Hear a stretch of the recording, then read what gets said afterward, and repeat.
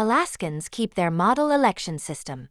The open primaries and ranked choice voting that have delivered more representation for independents and moderate Republicans survived a repeal effort. Alaska voters narrowly decided to retain their groundbreaking election system. By a margin of just 664 votes, a ballot initiative to roll back open, top 4 primaries and ranked choice general elections failed. The Alaska Division of Elections announced the unofficial results on Wednesday. A recount is likely because the margin was just 0.2%.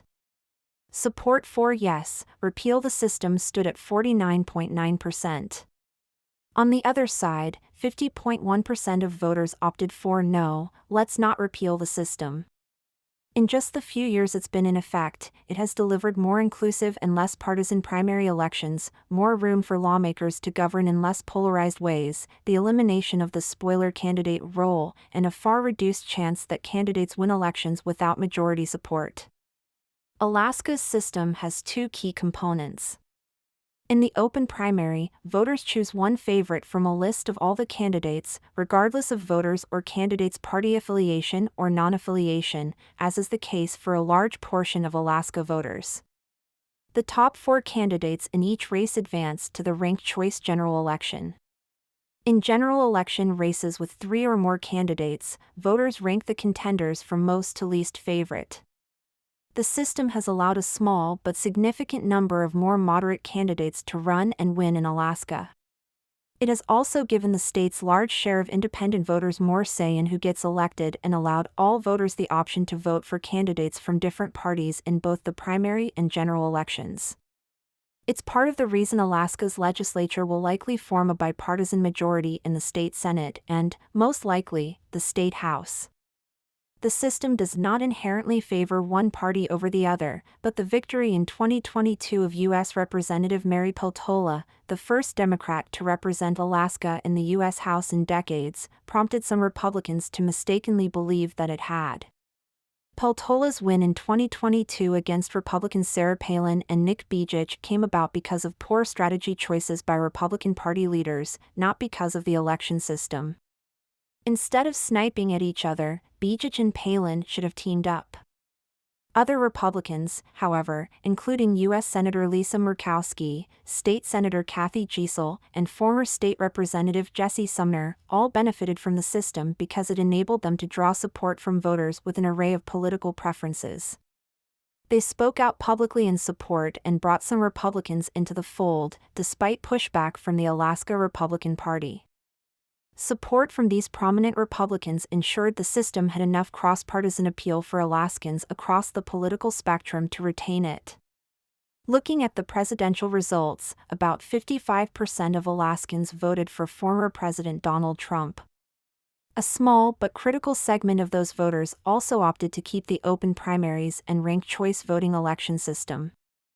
The repeal effort started taking shape in 2023 with a signature-gathering campaign spearheaded by Philip Izon and failed U.S. Senate candidate Kelly Thabaka.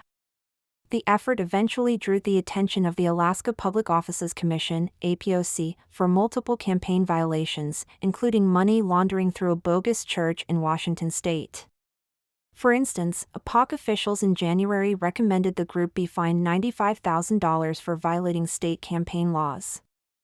The repeal effort never succeeded in attracting the monetary support that's crucial to winning campaigns. As of October, it reported raising about $127,000. The initiative's opposition campaign drew enormous sums of money from funders based outside Alaska who believe open primaries and ranked choice voting are critical to tempering political polarization. Key funders included Unite America and Article 4. Both groups contributed significantly to the $15 million campaign to defend Alaska's election system. Izon has vowed to get another repeal initiative on the ballot in 2026.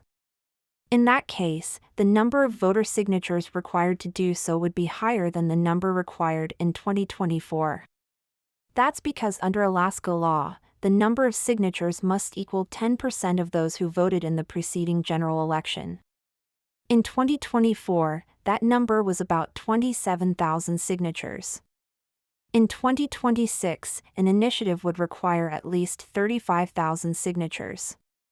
In addition, signatures must come from residents in at least 3/4 of the House districts and who, in each of the House districts, are equal in number to 7% of those who voted in the preceding general election in that House district.